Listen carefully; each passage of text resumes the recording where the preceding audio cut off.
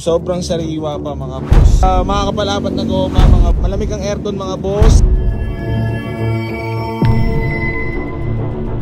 Hi everyone! Naniniwala ako sa kasabihan na kung bibili kayo ng kotse kay Boy AC Garage ay para kayong mga birhen na umaasa sa pag-ibig ng isang puta. Sa video na ito ay tingnan natin ang binibenta ngayon ni Boy AC Garage at pag-usapan natin kung bakit nakakapanglamang itong si Boy AC Garage. Panoorin natin ang video na ito. So yan mga bossy, bali papakita ko lang sa inyo yung mga available nating unit dito sa garahe. Suzuki APB na 2005 model mga boss na manual transmission. Nakarehistro yan. Napakagandang manakbo mga boss. Makakapal pa apat na gulong. Ito yung loob, sobrang sariwa pa mga boss. Kita mo yan, ayan o. Talaga naman sariwa yan mga boss. So itong Suzuki APB na to, binibigay ko na lang yan ng 235, negotiable pa yan mga bossing. SR body mga boss, 175 na lang to mga bossing. SR body manual, BTEC engine, amag siya na size 17s mga boss. 175 may bawas pa. Tapos meron tayo ditong Hyundai i10 na 2008 model mga bossing, manual transmission, orig paint, mga kapalapat na goma mga boss. Napakalamig din na aircon at napaganda rin manakbo mga bossing. So ito meron tayo dito namang bang pamilya 9-seater yan mga boss. 165 negotiable pa mga bossing, Toyota Revo. Tapos Subaru Forester na 1997 model mga bossing, 120 negotiable pa mga boss. Automatic, good shifting mga boss. Issue nga lang ng paso. Boss, meron tayo ditong Toyota BB 220 negotiable mga boss. BBTI automatic yan. Malamig ang aircon, napaganda manakbo. Tapos meron tayo dito Mitsubishi Mirage na 2013 model mga bossy. Automatic transmission. Sariwa loob niyan mga boss. Tahimik makina syempre. Naka touchscreen naman yan mga boss. Yan yung loob. 245 na lang to mga boss. 245 negotiable. Ito bagong dating, new arrival natin, Honda City na 2007 model na automatic transmission. Malamig ang aircon mga boss. Napakaganda ng makina. Walang usok, walang talsik. Nakarehistro hanggang next year. Walang kalampag mga boss. Presentable paint, 195k negotiable mga boss. The City. Mazda hatchback mga bossing na automatic transmission. Nakamags yan. Napakaganda ng makina. Napakatahimik yan mga bossing. 165k negotiable. Tapos meron tayo ditong Hyundai Santa Fe para sa mga naghahanap sa atin ng diesel engine mga bossing. Baka ito na yon. 2010 model mga boss. Turbo diesel CRDI automatic transmission. 320k negotiable mga boss.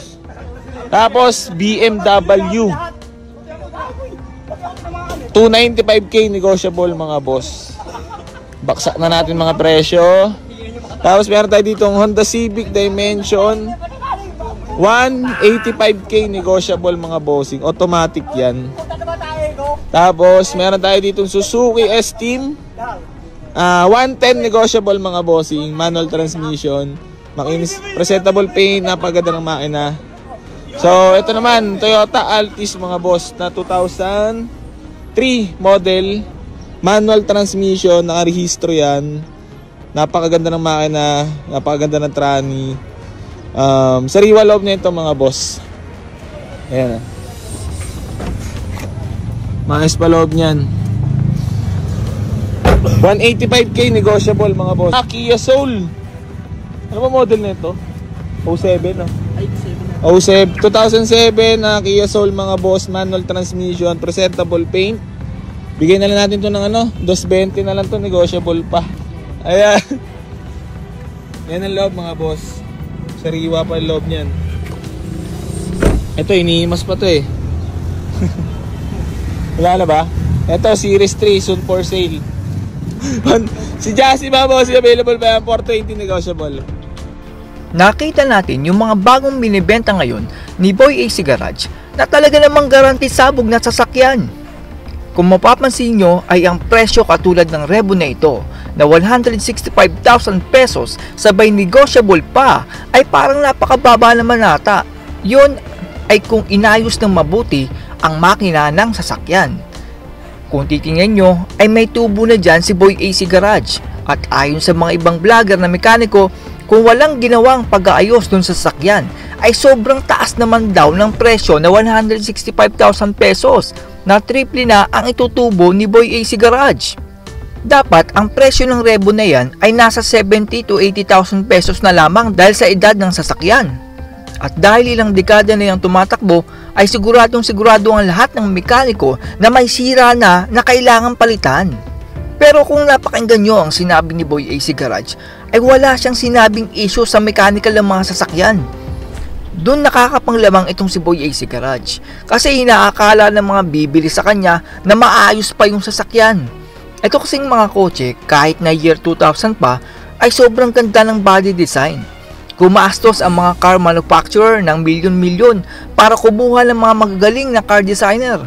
Kumbaga ay sa sobrang timeless ng mga sasakyan ay hindi mo mapapansin na lumang modelo na ito. Doon naluloko ang ating mga kababayang Pilipino, lalo na yung mga hindi mahilig mag-research sa bibiling kotse. Especially doon sa mga matatanda na kapag nagpunta sila sa garahe ni Boy AC Garage at nakita nila ang sasakyan na may pagkaganda-gandang body ay iisipin nila na maayos ang sasakyan.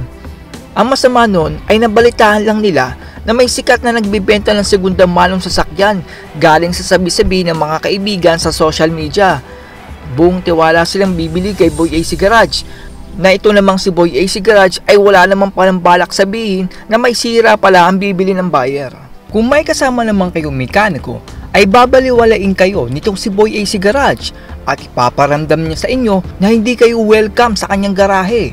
Paghihintayin kayo ni Boy AC Garage ng 3 oras sa labas ng kanyang office habang kayo ay nasa ilalim ng initan ng araw. Gagawin ni Boy AC Garage yun hanggang sa mainip kayo at lisanin ang kanyang garahe. Ngayong 2025 ay marami sa atin na nagbabalak bumili ng segunda manong sasakyan. Mag-iingat po kayo dahil may mga ilan po tayong mga kababayan na nagbibenta ng mga dispalyadong sasakyan na kung saan ay masisira agad pagkalipas ng ilang araw.